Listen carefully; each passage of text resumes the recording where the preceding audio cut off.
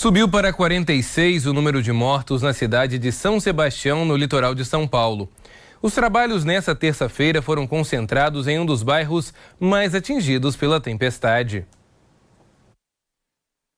Os trabalhos desta terça-feira ficaram concentrados na Barra do Saí, um dos mais atingidos pelos deslizamentos. O bairro tem o maior número de pessoas desalojadas e desaparecidas. O acesso à região só é possível por barco ou helicóptero. A falta de conexão com a internet e de sinal de celular dificulta ainda mais os trabalhos das autoridades. Alguns pontos ficam a 50 quilômetros de distância do centro do município. Nesta terça-feira, equipes trabalharam na busca por 40 desaparecidos. Outras 40 pessoas já foram encontradas mortas. Ao todo, 1.700 pessoas estão desalojadas e 766 pessoas desabrigadas no litoral paulista. Os trabalhos para localização de vítimas continuam nesta quarta-feira. O governador de São Paulo, Tarcísio de Freitas, disse que há indícios de que partes de rodovias podem ter sido completamente destruídas.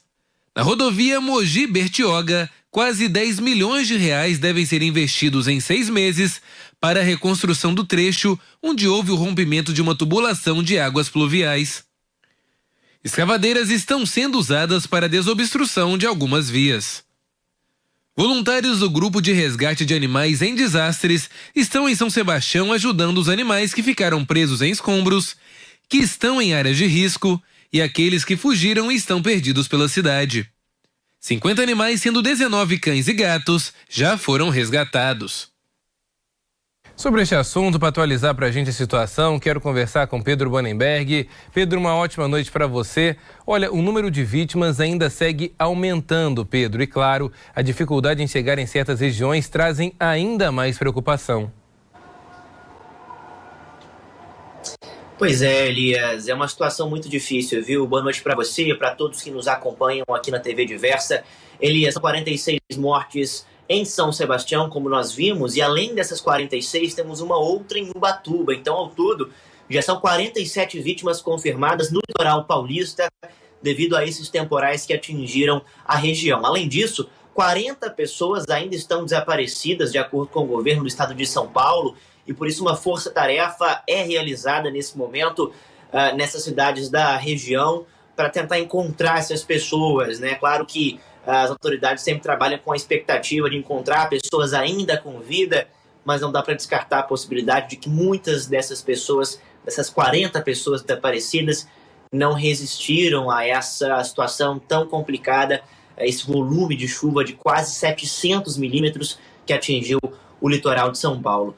Olha, Elias, a gente tem nesse momento cães farejadores trabalhando nas regiões atingidas. Foram cedidos 4 cães farejadores pelo estado de São Paulo para ajudar a prefeitura de São Sebastião a fazer essas buscas. Esses cães, eles têm uma capacidade muito elevada, né, para fazer esse tipo de trabalho.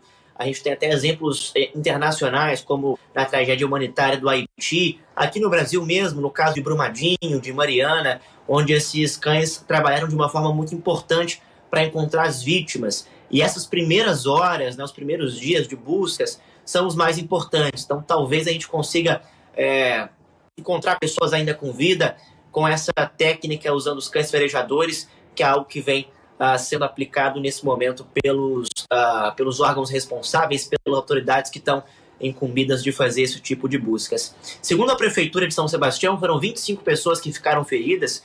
Dessas pessoas, 7 delas estão em estado grave, 14 estão estáveis e as demais foram já liberadas pelas autoridades de saúde depois de passarem por uma avaliação médica. A gente viu por aí nas imagens também dessa última matéria, Elias, da reportagem, mostrando que várias rodovias estão com problemas no litoral paulista, o que é muito grave do ponto de vista para a saída das pessoas da cidade e para a entrada também, logicamente, de insumos. Então, em alguns locais, o acesso é feito apenas pelo meio aéreo, né, com o uso de helicópteros. Em outros locais, pessoas não conseguiram retornar para casa. A rodovia Rio Santos, uma das mais importantes que liga ali essa região a outras regiões do país, ao Rio de Janeiro, né, a outros estados, também teve muitos impactos. Nós tivemos trechos dela totalmente destruídos, e isso está sendo ainda revisto, né, pelo governo federal. Num primeiro momento, o foco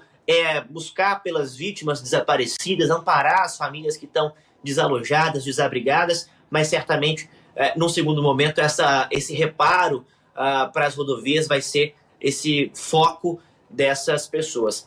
2 alertas para serem feitos aqui, Elias. A gente sabe que é um momento de muito sentimental, de muita consternação em relação a tudo que aconteceu no litoral de São Paulo, mas a gente sabe também que muitas pessoas se aproveitam desse momento. Hoje uma reportagem chamou muita atenção na TV Globo, onde um repórter mostrou o litro de água sendo vendido a R$ 93, Elias, R$ 93. Você imagina pessoas numa situação tão difícil, né, precisando de amparo, e há pessoas que se aproveitam dessa situação e vendem água, um litro d'água, R$ 93. É de fato lamentável. A gente chama atenção também para que esse momento, né, seja um momento de doações, para aqueles que possam fazer algum tipo de doação financeira ou de cobertores, outros itens, que façam essas doações, mas que fiquem muito atentos, Elias, os meios de fazer essa doação. Vou até chamar uma arte que a gente preparou para o nosso telespectador, mostrando alguns canais oficiais. Esses canais que aparecem na sua tela agora são canais do Fundo Social de São Paulo, um órgão do governo do estado especializado nas doações, que vem concentrando as doações, tanto financeiras, quanto doações de cobertores, de água, de outros itens e alimentos. Então, é importante fazer essa doação, mas para os órgãos competentes, né, para não correr risco de cair em golpes e dar dinheiro para quem não merece esse dinheiro, Elias. Então fica esse alerta, os canais oficiais, como Servas, como a Cruz Vermelha e também o governo do estado, Elias. Pois é, Pedro, e como você bem disse, eu realmente li também essa entrevista, essa reportagem falando, perdão, eu li essa reportagem falando sobre essa questão de um galão de água a R$ 90. Vi também, Pedro, e eu achei assim absurdo, pessoas que estão conseguindo sair pagando R$ 30 mil saindo de helicóptero da região. Mais uma vez mostra a desigualdade em nosso país, não é verdade? Quem tem dinheiro consegue sobreviver em meio ao caos, e quem não tem ainda precisa tirar aquilo que não tem para poder simplesmente sobreviver. Este é o grande ponto, Pedro. Muito obrigado pelas informações.